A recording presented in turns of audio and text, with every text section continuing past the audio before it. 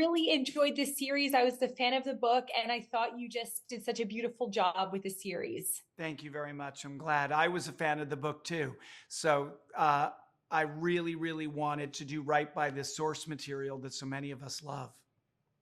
Well, you did. And one thing I really thought you did well in the series is you highlighted the power of words and the impacts that they can have, especially in challenging times. So, talk about how you work to convey this in the series, both visually and emotionally.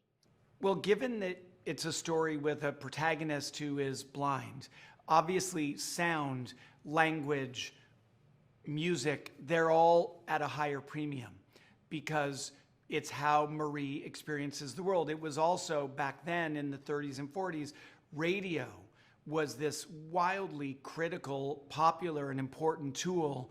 And it was a tool where words could be shared for enlightenment and connection, but it could also be shared for misinformation and propaganda and hate. And I think, frankly, if you substitute radio for social media, you have a mirror to our current times.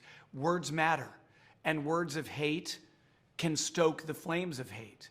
And words of connection and optimism and humanity, those can foster those better qualities. And so I felt that that was an important message in the book, and I wanted that to be a core theme of the show as well.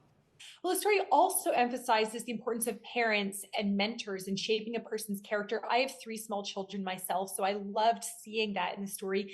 How did you approach portraying the intentional and loving parenting in the series? And what messages do you really want viewers to take away from that? Yeah, the father-child, the parent-child relationship is central to this story. I have four daughters.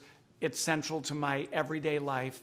And I think that there's this very iconic element to the story where a father has built a model of a city to teach his blind daughter how to navigate the world with empowerment.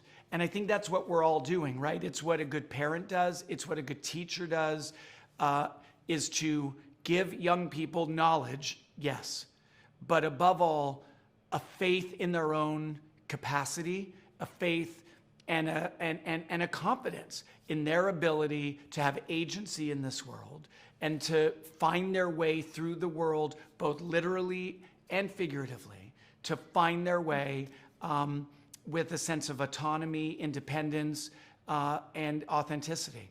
Now, we actually chatted before for the Adam Project, and at the time you mentioned your commitment to making movies that foster family connections. So, share a little bit about how this series contributes to that commitment you have to making series, to making movies that we can all enjoy together. Yeah, I guess I do. I do return to certain themes and certain goals throughout my work, and I like stories that are about connection and family connection, but I really love opportunities to tell a story that has a chance of being shared experience, shared viewing. So the way that Stranger Things, Free Guy, Adam Project, All the Light We Cannot See, these are shows that I can watch with my kids or I can watch with my parents. And I think that when we experience things collectively, it's further bonds, it's further shared memories that help build our sense of belonging and our sense of family.